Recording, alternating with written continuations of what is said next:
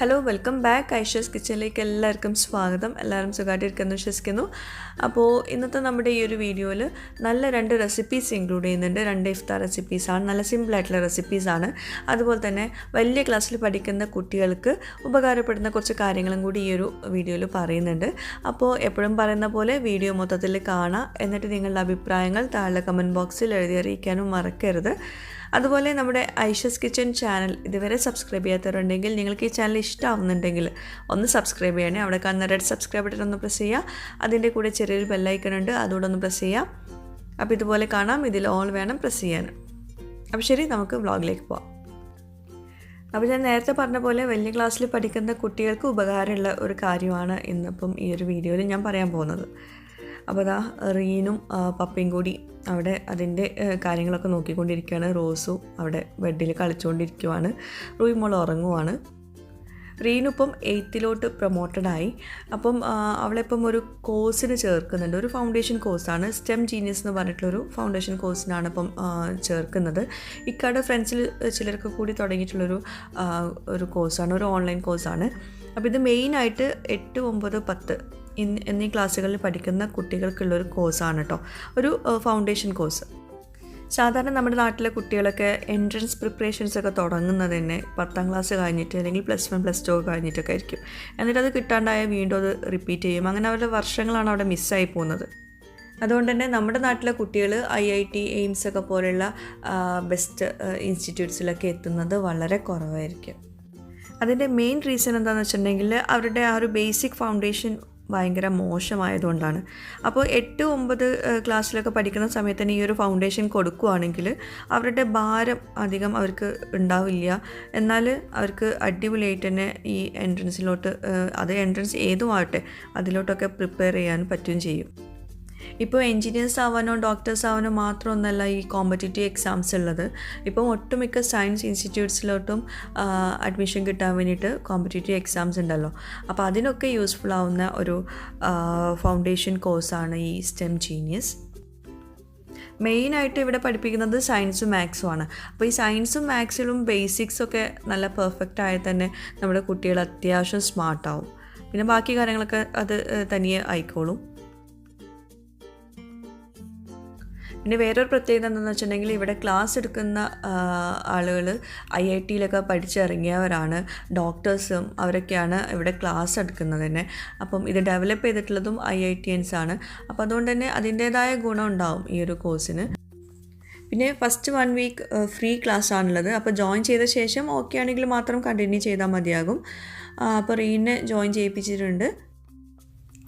അപ്പോൾ ജോയിൻ ചെയ്യുന്ന സമയത്ത് ഇക്കാടെ ഫ്രണ്ട്സ് ഇങ്ങനെ ഡിസ്കസ് ചെയ്തതന്നേ ഉള്ളൂ, ജസ്റ്റ് വീഡിയോയിലൊന്ന് മെൻഷൻ ചെയ്യാമോ എന്ന് ചോദിച്ചിട്ട്. അപ്പോൾ ആർക്കെങ്കിലുമൊക്കെ യൂസ്ഫുൾ ആവുകയാണെങ്കിൽ ജസ്റ്റ് ഒന്ന് ട്രൈ ചെയ്ത് നോക്കാം. പിന്നെ അതുപോലെ ഡീറ്റെയിൽസൊക്കെ ഞാൻ താഴെ പിൻഡ് കമൻറ്റിൽ കൊടുക്കാം കേട്ടോ. എങ്ങനെയാണ് ജോയിൻ ചെയ്യേണ്ടത്, അവരുടെ നമ്പറൊക്കെ ഉണ്ടെങ്കിലൊക്കെ ഞാൻ പിൻഡ് കമൻറ്റിൽ കൊടുക്കാം. നിങ്ങളൊക്കെ ഒന്ന് ചെക്ക് ചെയ്ത് നോക്കൂ. നല്ലതാണെങ്കിൽ മാത്രം ജോയിൻ ചെയ്യുക.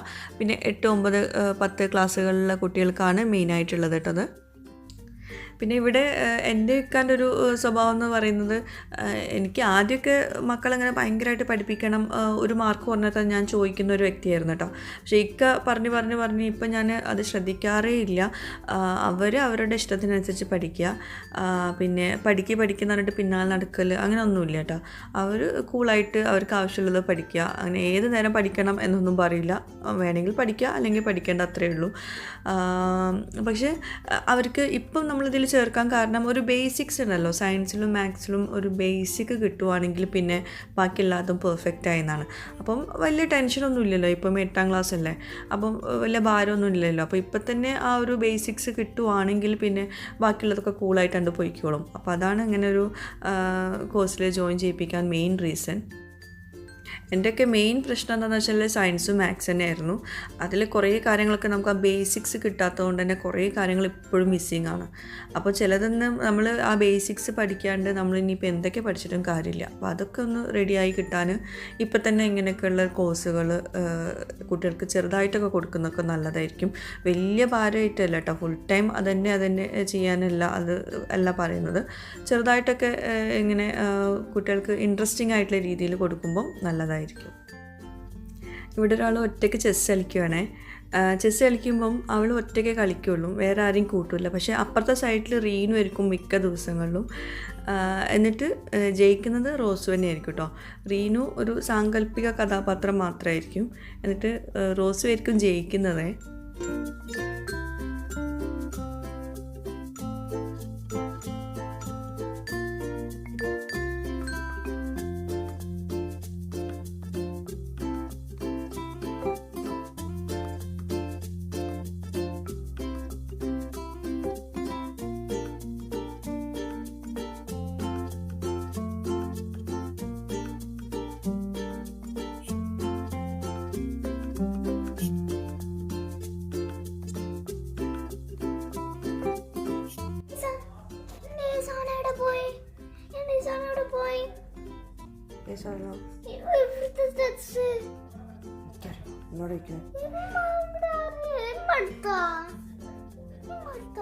ഞാൻ മുട്ടക്കറി ഉണ്ടാക്കിയില്ലേ, അത് കിട്ടി.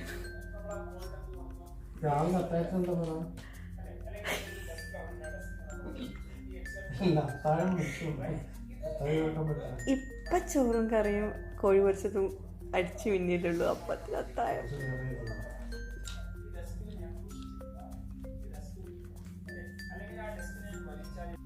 അപ്പോൾ റോയിമോൾ ഇതുവരെ ഉറങ്ങിയായിരുന്നു. അപ്പോൾ ഉറക്കത്തിൽ നിന്നൊക്കെ എണീറ്റ് തൊട്ടിയിൽ കിടക്കുമായിരുന്നു.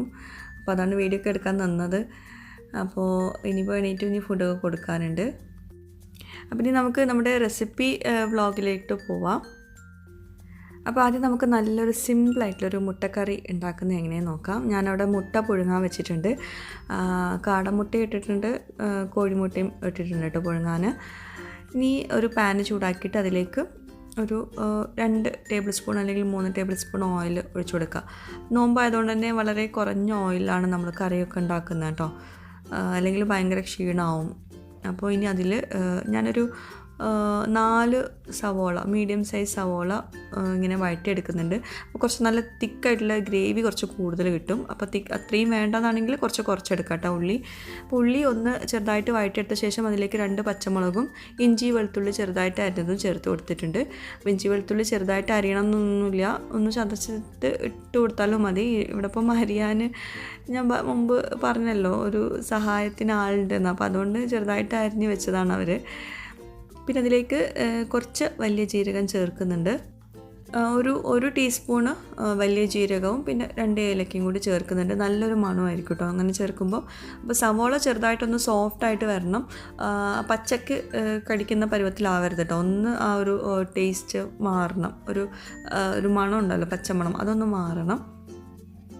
എന്നാൽ വല്ലാണ്ട് വഴണ്ട് വരും വേണ്ട. എന്നിട്ട് നമുക്കിതിലേക്ക് ഒരു 2 മീഡിയം സൈസ് തക്കാളി ചേർത്ത് കൊടുക്കുകയാണ്. എന്നിട്ട് അതൊന്ന് വഴറ്റാം. തക്കാളി ഉടഞ്ഞ് വരണമെന്നൊന്നുമില്ല, തക്കാളിയും ചെറുതായിട്ടൊന്ന് കുക്കായി കിട്ടിയാൽ മതി. ഇതെല്ലാം ഒന്ന് ചെറുതായിട്ട് കുക്കായി കിട്ടിയാൽ മതി. നമ്മളിതൊന്ന് അരച്ചെടുക്കുന്നുണ്ട്. അപ്പോൾ നമ്മൾ മുട്ട പുഴുങ്ങാൻ വെച്ചത് നന്നായിട്ട് കുക്കായിട്ടുണ്ട്. ഇനി അതൊന്ന് ചൂടാറാൻ വേണ്ടിയിട്ട് വെക്കട്ടെ, എന്നിട്ട് വേണം പൊട്ടിച്ചെടുക്കാൻ വേണ്ടിയിട്ട്, തൊലി കളയാൻ വേണ്ടിയിട്ട് മുട്ടയുടെ. അപ്പോൾ ഇനി നമുക്ക് നമ്മുടെ മസാലയിലോട്ട് മസാലപ്പൊടികളൊക്കെ ചേർത്ത് കൊടുക്കാം.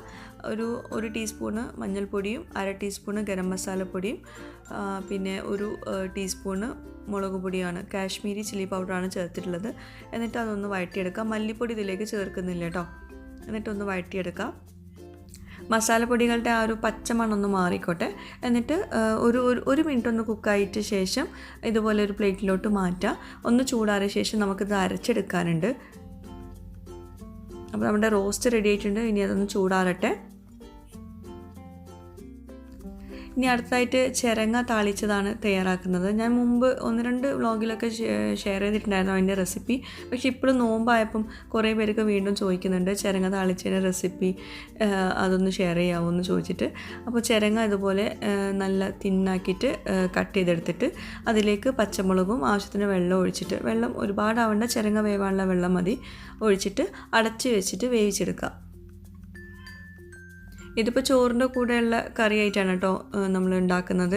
ഈ നോമ്പ് സമയത്ത് അത്താഴത്തിന് സമയത്തൊന്നും നമുക്ക് ഈ എന്താ പറയുക മസാലയുള്ള കറികളൊന്നും കഴിക്കാൻ പറ്റില്ല. അപ്പോൾ ഇങ്ങനെയുള്ള കറികളൊക്കെയാണ് ഉണ്ടാക്കാറ്.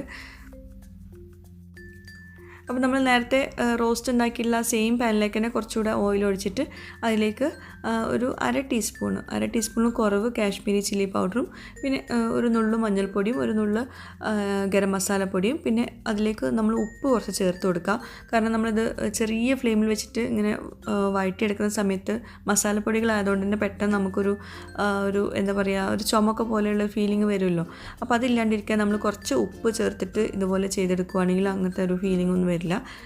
അപ്പോൾ വളരെ കുറഞ്ഞ ഫ്ലെയിമിൽ വെക്കട്ടോ, അല്ലെങ്കിൽ കരിഞ്ഞു പോവും, ആ ഒരു കളർ തന്നെ മാറിപ്പോവും. ഇനി ഇതിലേക്ക് നമ്മൾ നേരത്തെ പുഴുങ്ങി വെച്ചിട്ടുള്ള മുട്ട ചേർത്ത് കൊടുക്കുക. മുട്ട ചേർത്ത് കൊടുക്കുമ്പോൾ മുട്ട ഒന്ന് ചെറുതായിട്ടൊന്ന് വരിഞ്ഞിട്ട് വേണം ചേർത്ത് കൊടുക്കാൻ, എന്നാലും അകത്തേക്കൊക്കെ നല്ലോണം മസാലയൊക്കെ പിടിക്കുകയുള്ളൂ.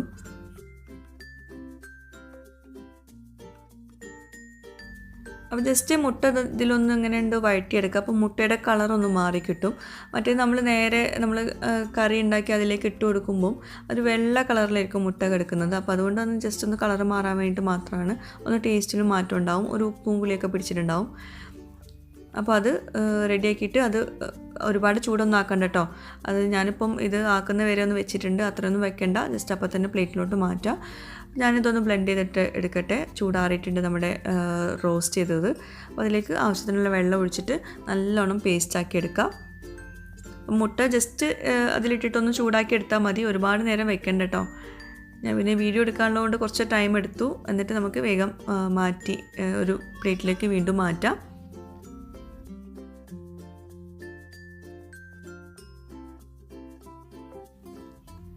ഇനി ഈ ഒരു എണ്ണയിലേക്ക് തന്നെ നമ്മൾ അരച്ച് വെച്ചിട്ടുള്ള ആ ഒരു പേസ്റ്റ് ചേർത്ത് കൊടുക്കാം. അപ്പോൾ നല്ല തിക്കായിട്ടുള്ള പേസ്റ്റാണ്. നമ്മൾ 4 സവാളയൊക്കെ എടുത്തിട്ടുണ്ട്. അപ്പോൾ ഇതിപ്പം അത്യാവശ്യം വെള്ളമൊക്കെ ഒഴിച്ചിട്ട് നമുക്ക് നല്ലോണം ലൂസൊക്കെ ആക്കാൻ പറ്റും. അപ്പോൾ നിങ്ങൾക്ക് ഇത്രയും കറി വേണ്ടെങ്കിൽ 2 സവാള അല്ലെങ്കിൽ 3 സവാള കൊണ്ടൊക്കെ ഉണ്ടാക്കിയെടുക്കാൻ പറ്റും കേട്ടോ. നല്ല തിക്കായിട്ടുള്ള ഗ്രേവിയാണ്, നല്ല ടേസ്റ്റാണ് ചപ്പാത്തിയുടെ കൂടെ. പ്രത്യേകിച്ച് നമ്മൾ ഈ നോമ്പ് സമയത്തൊക്കെ ഈ ഉള്ളിയൊക്കെ കടിക്കുമ്പം ഒരു ഭയങ്കരമായിട്ടൊരു ഫീലാണ്. അപ്പോൾ അതുകൊണ്ടാണ് ഞാനിങ്ങനെ ഉണ്ടാക്കുന്നത്. മുട്ടക്കറി നല്ല ടേസ്റ്റാണ് കഴിക്കാൻ, മടുപ്പ് വരാതെ നമുക്ക് വീണ്ടും വീണ്ടും കഴിക്കാൻ തോന്നും. നമ്മുടെ ചിരങ്ങ വേവിക്കാൻ വെച്ചത് വെന്തിട്ടുണ്ടോ എന്ന് നോക്കുക, ഇടയ്ക്കൊന്ന് ഇളക്കി കൊടുക്കുക. അത്യാവശ്യം വെള്ളമുണ്ട്, ഒന്നുകൂടെ വെന്തോട്ടെ. നമുക്ക് ആവശ്യത്തിനുള്ള ഉപ്പ് ചേർത്ത് കൊടുക്കുക ഈ ഒരു സ്റ്റേജിൽ.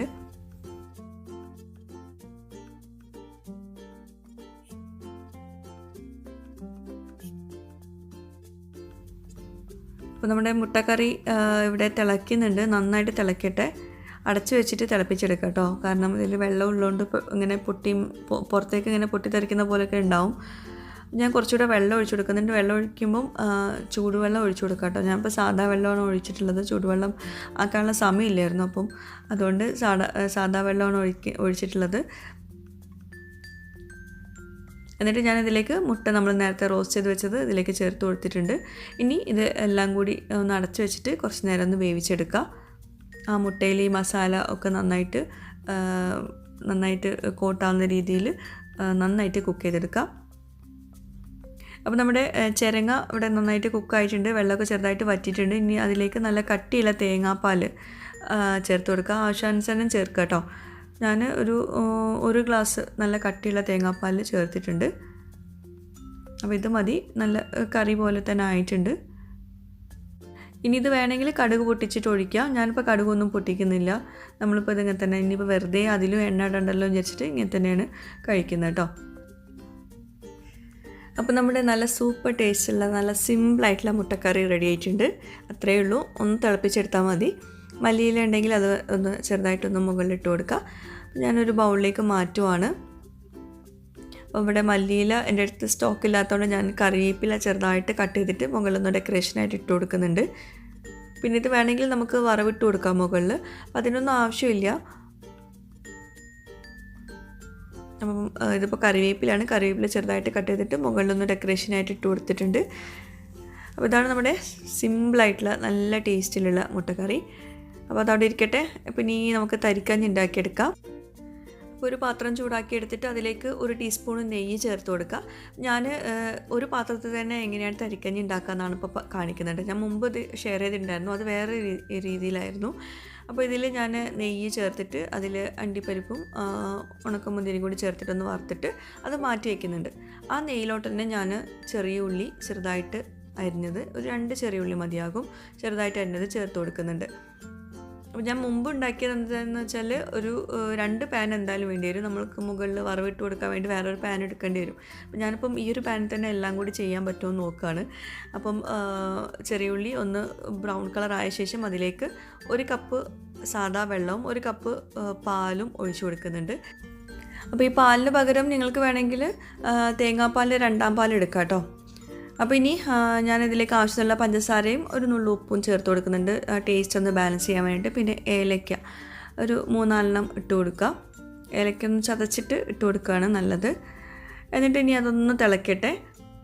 അപ്പോൾ തിളച്ച് വന്നിട്ടുണ്ട്, നന്നായിട്ട് തിളച്ചിട്ടുണ്ട്. അപ്പം ഇനി അതിലേക്ക് നമുക്ക് ഒരു 1/4 കപ്പ്, ഒരു 2 ടേബിൾ സ്പൂണൊക്കെ മതി റവ ചേർത്ത് കൊടുക്കുക. ഒരുപാട് റവ ചേർക്കരുത്.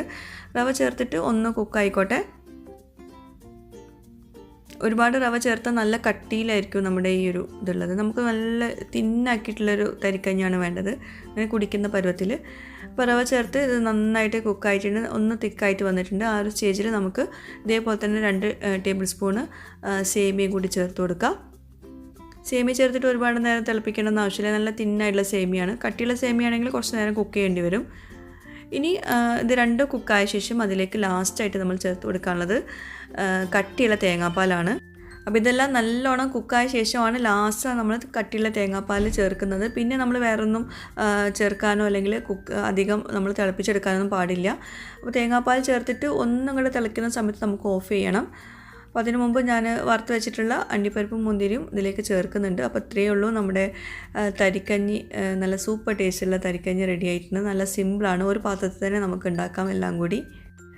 നമ്മൾ നോമ്പ് കാലങ്ങളിൽ സ്പെഷ്യലായിട്ടുള്ള കുറച്ച് മണങ്ങളൊക്കെ ആയിരിക്കും. ഈ തരിക്കഞ്ഞിയുടെ മണം, വറുത്തരച്ച കോഴിക്കറിയുടെ മണം, അതൊക്കെ നോമ്പ് കാലങ്ങളിൽ മാത്രമുള്ളൊരു സ്പെഷ്യൽ മണമായിരിക്കും. അപ്പോൾ നമ്മുടെ തരിക്കഞ്ഞി ഇതാ റെഡി ആയിട്ടുണ്ട്. ഇതാ ഈ ഒരു തിക്നെസ് മതി, വല്ലാണ്ട് കട്ടി പാടില്ല. അപ്പോൾ ഇന്നത്തെ ഈ ഒരു വ്ളോഗ് എല്ലാവർക്കും ഇഷ്ടമായിട്ടുണ്ടാവുമെന്ന് വിശ്വസിക്കുന്നു. ഇഷ്ടമായാലും ഇല്ലെങ്കിലും നിങ്ങളുടെ ഫീഡ്ബാക്ക്സ് താഴെ കമൻറ്റ് ബോക്സിൽ എഴുതിയിരിക്കാൻ മറക്കരുത്. പുതിയൊരു വ്ളോഗുമായിട്ടോ വീഡിയോ ആയിട്ടൊക്കെ വരുന്നവരേക്കും ബൈ, താങ്ക് യു.